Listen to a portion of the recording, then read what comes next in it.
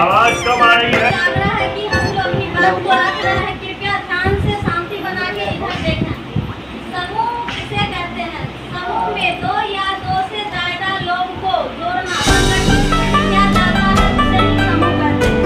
एक आदर्श समूह की क्या क्या विशेषताएं होती हैं? एक आदर्श समूह की तीन विशेषताएं हैं। एक आदर्श समूह में हमेशा पंक्तियों का पालन करना अनिवार्य होता है। समूह प्रतिनिधि को समूह के सदस्य के प्रति समान व्यवहार होना चाहिए, यानी कि निस्वार्थ भाव से उनके साथ व्यवहारित होना चाहिए।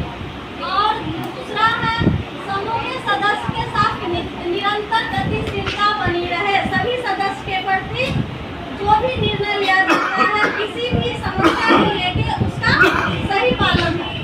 और तीसरा है, समूह एक आदर्श समूह में किसी भी प्रकार का निर्णय के लिए समूह की सभी सदस्य की सहमति अनिवार्य है, ना कि जो लीडर दीदी है और उनके जो फेवर में है उनकी सहमति लेना, और जो बाकी गरीब दीदी है उनसे सहमति ले ही ना। इसलिए सभी का सहमति अनिवार्य रूप से होना चाहिए।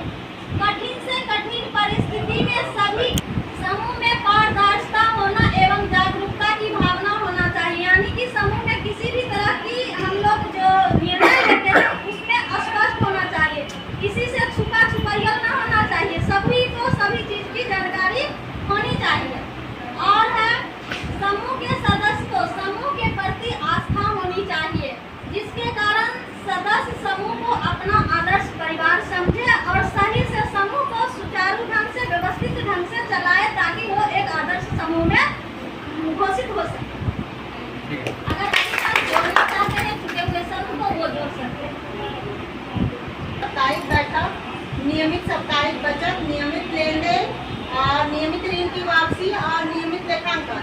इसका अर्थ होता है कि अगर हम समूह में पंचसूत्रा का पालन करते हैं तो पहला, अगर नियमित हम बैठक करते हैं तो बचत होना ही है, और जब बचत होगा तो किसी दीदी को जरूरी रहेगा तो वो लेन देन करेगी ही, मतलब लेगी, जो दीदी को जरूरत है तो लेगी ही।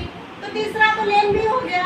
वापसी, अगर हर सप्ताह हम बैठक करते हैं, वापसी करते अगर लेती है तो दीदी के पास अगर 500 का मांग है, अगर 500 ना हो के अगर दीदी बचत के लिए 100 रुपया अगर लेके आती है तो उसमें अगर 50 रुपया भी बच जाता है तो दीदी ये भी सोचती है कि कम से कम हम 50 रुपया अगर डाल भी देते हैं तो हमारा पैसा कमेगा, तो वो वापसी भी उसी आधार से कर लेती है। इतना अगर करते हुए होता है तो लिखित स्वाभाविक है कि सीएम दीदी भी लिखित करेगी। क्या जब हम लेन देन करेंगे तो लिखित होगा ही, पटवा लेखांकन।